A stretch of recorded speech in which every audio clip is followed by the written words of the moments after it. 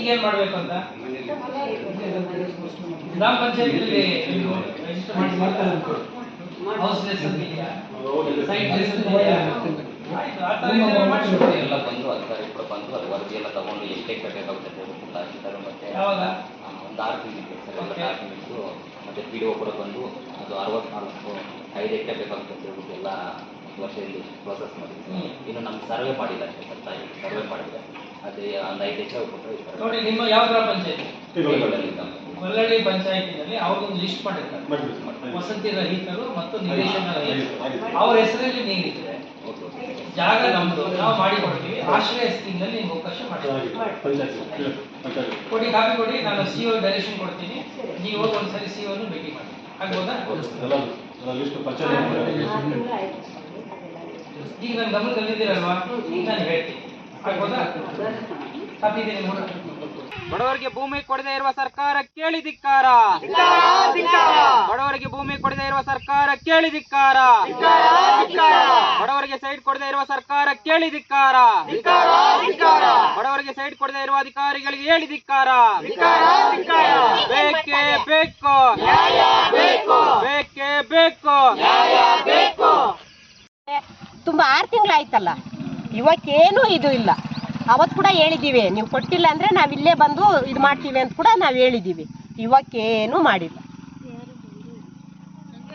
ನಿಲ್ಕೊಂಡು ಮಾಡಬೇಕು, ಯಾರ್ಯಾರಿಗೆ ಏನೇನು ಬೇಕೋ ಅದೆಲ್ಲ ಮಾಡ್ಬೇಕಲ್ಲ. ಏನಿಲ್ಲ ಅಂತ ಹೇಳ್ಬಿಟ್ಟು ಅವ್ರು ಏನೋ ತಕ್ಕ ಮಾತ್ರ ಕೊಟ್ರೆ ಸರೋತದ, ಇಲ್ಲ ಅಂದ್ರೆ ನಾವು ಮತ್ತೇನೋ ಈ ತರ ನಾವು ತಿರ್ಗಾ ಕೂತ್ಕೊಂತೀವಿ. ನಾವು ತಿರ್ಗಿ ಇಲ್ಲೇ ಅವ್ರು ಬಂದು ಹೋರಾಟ ಮಾಡೋದೇ ಸರಿ. ಇಲ್ಲಿ ಆಗ ಗಂಟ ಹೋರಾಟ ಮಾಡ್ತಾನೆ ಇರ್ತೀವಿ, ನಿಲ್ಸೋದಂತೂ ಇಲ್ಲ.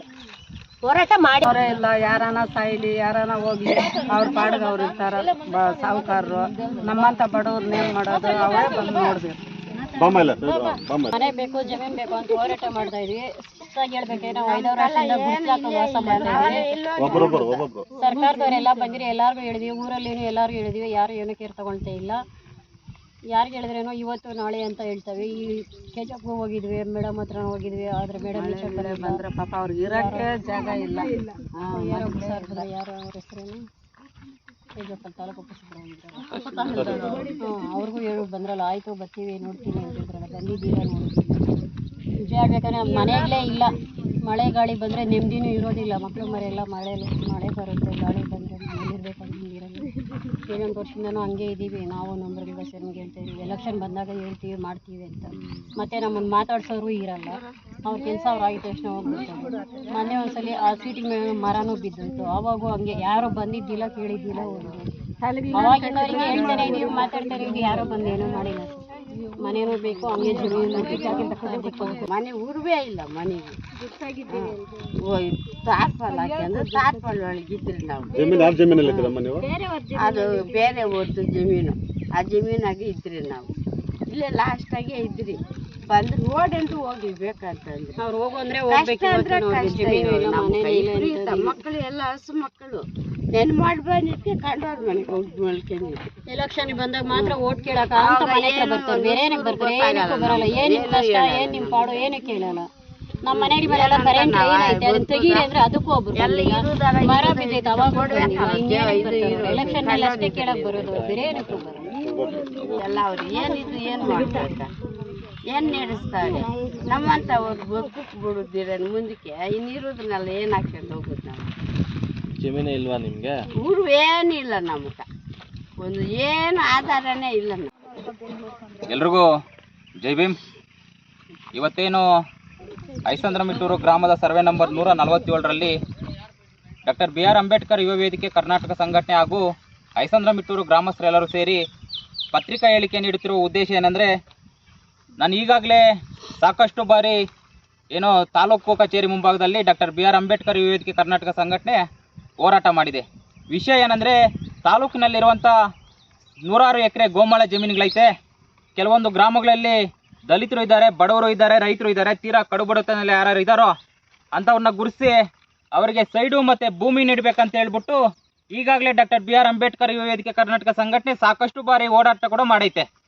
ಅದೇ ರೀತಿಯಾಗಿ ಐಸಂದ್ರಮಿಟ್ಟೂರು ಗ್ರಾಮದಲ್ಲೂ ಕೂಡ ಏನು 13/10 2025 ಕೂಡ ಐಸಂದ್ರಮಿಟ್ಟೂರು ಗ್ರಾಮದ ಸರ್ವೆ ನಂಬರ್ 147ರಲ್ಲಿ ಇದೇ ಜಾಗದಲ್ಲಿ ಕೂಡ ಐಸಂದ್ರಮಿಟ್ಟೂರು ಗ್ರಾಮಸ್ಥರು ಹಾಗೂ ಅಂಬೇಡ್ಕರ್ ಯುವ ವೇದಿಕೆ ಕರ್ನಾಟಕ ಸಂಘಟನೆಯ ಪದಾಧಿಕಾರಿಗಳು ಹೋರಾಟ ಕೂಡ ಮಾಡೈತೆ.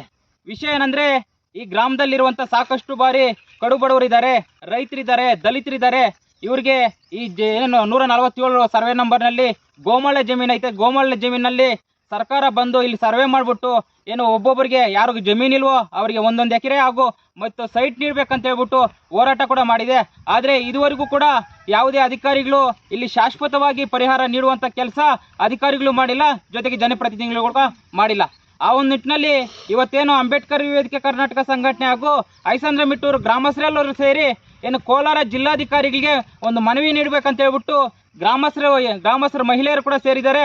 ಏನಂದ್ರೆ ನಮ್ಮ ಉದ್ದೇಶ ಇಷ್ಟೇ, ನಮ್ಮ ಆಗ್ರಹ ಇಷ್ಟೇ, ಇಲ್ಲಿ ಇರುವಂಥ ಐಸಂದ್ರಮಿಟ್ಟೂರು ಗ್ರಾಮದಲ್ಲಿರುವಂಥ ತೀರಾ ಕಡುಬಡವರಿಗೆ, ರೈತರಿಗೆ, ದಲಿತರಿಗೆ ಭೂಮಿ ಮತ್ತು ಸೈಟ್ ನೀಡಬೇಕಂತ ಹೇಳ್ಬಿಟ್ಟು ನಾವು ಆಗ್ರಹ ಮಾಡ್ತಾ ಇದ್ದೀವಿ. ಏನು ಈಗಾಗಲೇ ಕೂಡ ಸಾಕಷ್ಟು ಬಾರಿ ನಾವು ಹೋರಾಟಗಳು ಮಾಡ್ಕೊಂಡು ಬರ್ತಾ ಇದೆ. ಆದರೂ ಕೂಡ ಎಲ್ಲ ಒಂದು ಕಡೆ ಅಧಿಕಾರಿಗಳು ಮತ್ತು ಜನಪ್ರತಿನಿಧಿಗಳು ಕಣ್ಣು ಮುಚ್ಚಿ ಕುಳಿತಿರೋದು ನಿಜಕ್ಕೂ ದುರಂತ. ಯಾಕಂದರೆ ಇಲ್ಲಿರುವಂಥ ಹೆಣ್ಮಕ್ಕಳ ಸಮಸ್ಯೆಯನ್ನು ಈ ಏನು ತಾಲೂಕಿನ ಶಾಸಕರಂತ ರೂಪಕಲಾ ಮೇಡಮ್ನವರು ಆದಷ್ಟು ಬೇಗ ಬಂದು ಇಲ್ಲಿ ಸಮಸ್ಯೆಯನ್ನು ಬಗೆಹರಿಸಬೇಕಂತ ಹೇಳ್ಬಿಟ್ಟು ಅಂಬೇಡ್ಕರ್ ವೇದಿಕೆ ಕರ್ನಾಟಕ ಸಂಘಟನೆ ಒತ್ತಾಯ ಮಾಡುತ್ತೆ. ಇವತ್ತೆಲ್ಲರೂ ಸಹ ಮಹಿಳೆಯರು ಮತ್ತು ಅಂಬೇಡ್ಕರ್ ವೇದಿಕೆ ಕರ್ನಾಟಕ ಸಂಘಟನೆ ಪದಾಧಿಕಾರಿಗಳು ಹೋಗ್ಬಿಟ್ಟು ಜಿಲ್ಲಾಧಿಕಾರಿಗಳಿಗೆ ಒಂದು ಮನವಿ ಕೊಡ್ತೇವೆ. ಒಂದು 15 ದಿನ ಕಾಲಾವಕಾಶ ಕೊಟ್ಬಿಟ್ಟು ನಮ್ಮ ಸಮಸ್ಯೆಯನ್ನು ಏನಾದರೂ ಬಗೆಹರಿಸದೆ ಹೋದಲ್ಲಿ ಇದೇ ಸರ್ವೆ ನಂಬರ್ 147ರಲ್ಲಿ ಅನಿರ್ದಿಷ್ಟಾವಧಿ ಹೋರಾಟವನ್ನು ಡಾಕ್ಟರ್ BR ಅಂಬೇಡ್ಕರ್ ವೇದಿಕೆ ಕರ್ನಾಟಕ ಸಂಘಟನೆ ಹಾಗೂ ಐಸಂದ್ರಮಿಟ್ಟೂರು ಗ್ರಾಮಸ್ಥರೆಲ್ಲರೂ ಸೇರಿ ನಾವು ಮಾಡೇ ಮಾಡ್ತೀವಿ ಅಂತ ಹೇಳ್ತಾ ಈ ಮೂಲಕ ನನ್ನ 2 ಮಾತು ಮಾತನಾಡಲು ಅವಕಾಶ ಮಾಡಿಕೊಟ್ಟಿರೋ ಎಲ್ಲರಿಗೂ ಧನ್ಯವಾದಗಳು. ಜೈ ಭೀಮ್.